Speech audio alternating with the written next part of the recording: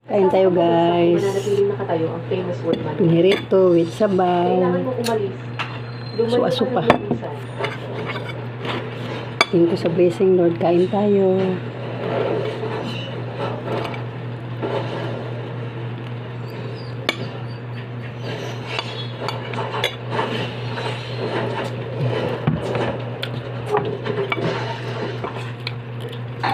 Sinabi ko na lumuhod ka pa. Ngayon nakita mo na ang kapangyarihan ni Lord sa akin.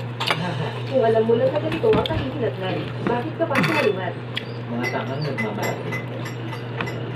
Gusto mo bang maging aso ng Great One? Ang why karapat dapat na maging aso ng Great Sea?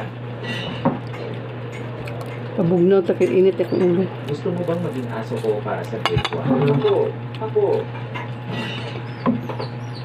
Gusto mo bang maging aso ko para sa Great One? Kain. Ako. Gusto ko. Init sabaw. Kung aso ka, sirain mo ang iyong martial arts at lumuhod.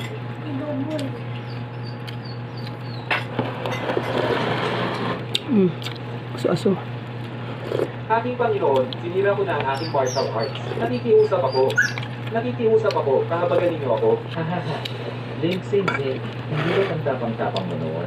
Bakit ngayon hindi ka na makapagsalita ng maayos? Kung matalino ka tulad ko at lumuhod ka ng maaga, hindi mo na kailangang mapagyan ng ganito. Ako ay aso ng Great One. Sinalakay ng wang ating lupain at hindi natin sila napigilan sa ating hangganan. Kahit ako'y mamatay, wala akong mukha, naharapin ang ating mga ninuno. Sa ano kaya to? Kung gusto mong Nanonood, tao, GB. ako muna ang patayin mo. Ang Great Sea ay may mga asong nagpapakumbaba at nagpapakaawa, at mga lalaking matatag at may dangal. Hindi kailanman masasapok ng ang Great Sea. Sige, umpisahan ko sa pagpuputol nitong matatag. Namot ako. Baliin ang gulugod ng Great Sea. Crush, mold, freeze. Ulit-ulitin ang sarap ng weekend with MY Sangria House. New Pantene treatments with Pro Vitamin Pearls of collagen. Pantene.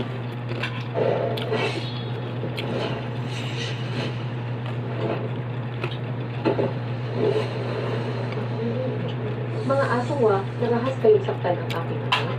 Isasama ko kayo sa akin. Magandang babae.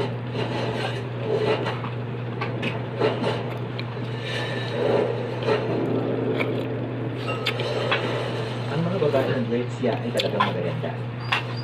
Pagkatapos kong patayin ang lahat dito, sasamantalahin kita ng gusto. Asawa ko siya dahil sa sinabi mo, kahit si Sarap sa bang. ay hindi makakapagligtas sa iyo. Ha. Ang mga babae ng inyong dakilang siya ay bumagsak na ng lughat na nangailangan pa ng isang bulan ng babae para ipagtanggol sila. Ang diwa ng pakikipaglaban ng mga lalaki ng dakilang siya ay kawawa. Mas masakol pa sa aso. Linyulo, walang kwentang basura. Paano nangaras ang isang bulag na tulad mo nang mapili si Panginoong Sato?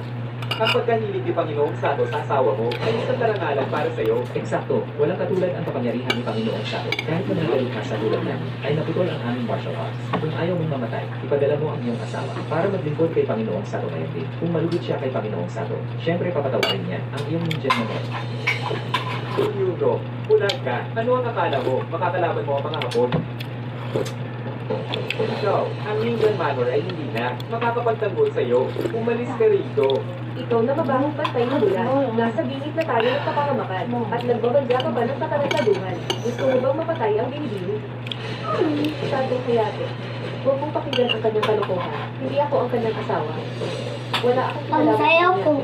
Kung pakakawalan mo siya, ako ay... Bilang isang tunay na lalaki ng dakilang siya. Isa? Ako ang... Sayaw ka? Kung nandito ako, wala. Isa ang partner. Ako ay mabubuhay sa pamamagitan ng pagkakas sa aking asawa. Paano ako makikita? Bad masal? Walang buto sa araw.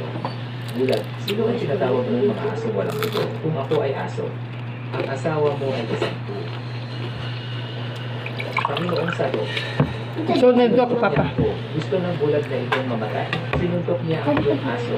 Gastos, nakit ka ng aso. Dapat mong isipin ang kanyang ama. Mukhang ikaw ay walang respeto sa aming Japanese.